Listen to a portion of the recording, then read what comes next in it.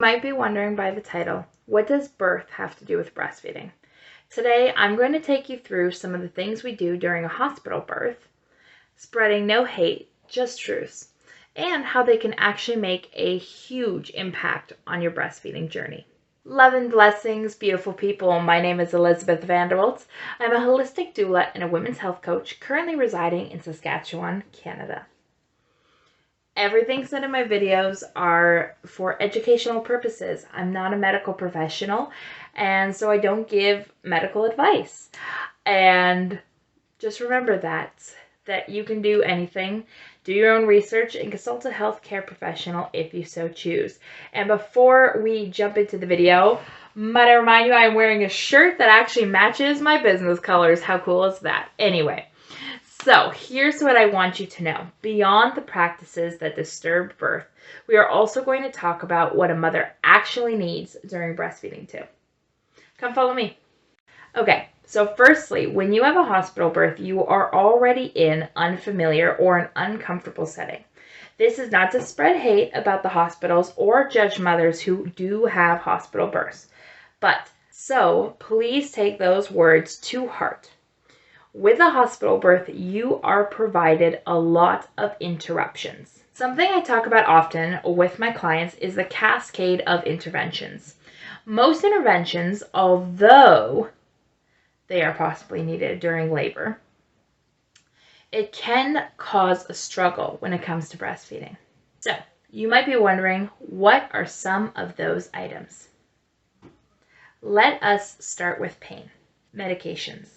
They can affect a baby's alertness, making them drowsy, and can diminish their sucking reflex.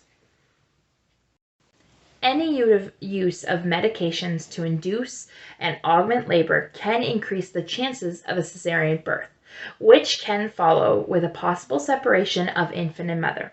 And may I add that a cesarean birth can delay lactogenesis too. Wait a minute, what is lactogenesis 2? Well, lactogenesis 2 is a fancy name for the stages of milk production. This usually occurs right after birth and the delivery of the placenta. This stage is triggered by the rapid drop in mother's progesterone levels and increases your prolactin levels, which typically is the onset of milk secretion, and this occurs 2 to 3 days after the birth. Anyway, back to our regular scheduled program. So, with that being said, we also see difficulties when there is the use of instruments. Instruments in labor can be things like forceps or a vacuum. Not only can this be traumatic, but it may also cause bruising and a misalignment of the cranial bones, which can result in sensitivity in the infant and potential nerve or muscle function, which can interfere with feeding. You may also have issues when you use an IV as well, which, as we all know in a hospital, they don't let you know. You can say no.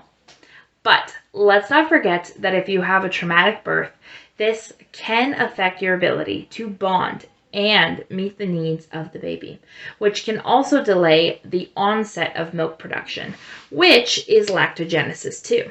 So now, let's talk about what you need to do to support yourself during or before breastfeeding.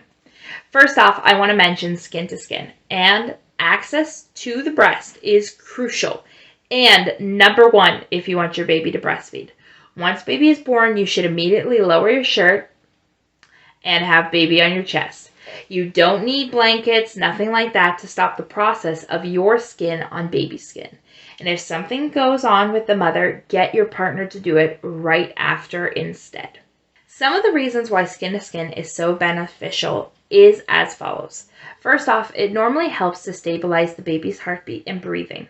It can also regulate your baby's body temperature. With that being said, it can also regulate the baby's blood sugar and blood pressure. It also enables colonization of the baby's gut with the mother's normal body bacteria gut, provided that she is the first person to hold the baby and not a nurse, doctor, or others. So, which that means you need to actually touch your own baby right away. And if you do let a nurse or a doctor or others, it actually can result in the bacteria colonizing with the baby. So the doctor's gut bacteria would then colonize with the baby, which I found mind-blowing once I actually learned this information out. It can also reduce infant crying, thus reducing your stress and energy use. It also promotes infant brain development.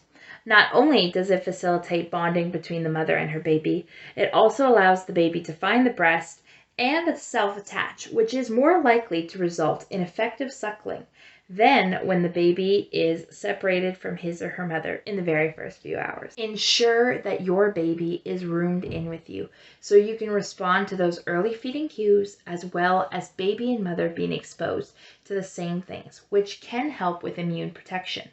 The American Academy of Pediatrics, the AAP, recommends that you need to room in for at least 6 months and ideally for a year, so baby can be fed on demand. And since rooming in can make that so much easier, it's a must-have. Another thing to do is make sure you and your partner are feeling supported emotionally and physically. Get a doula or a house cleaner or a cook. Just get your help that you need. If you can have family who can help you during this time, then do it. Do not think you can do it all. Do not assume that you will bounce back. Love yourselves and your bodies and trust that you need help.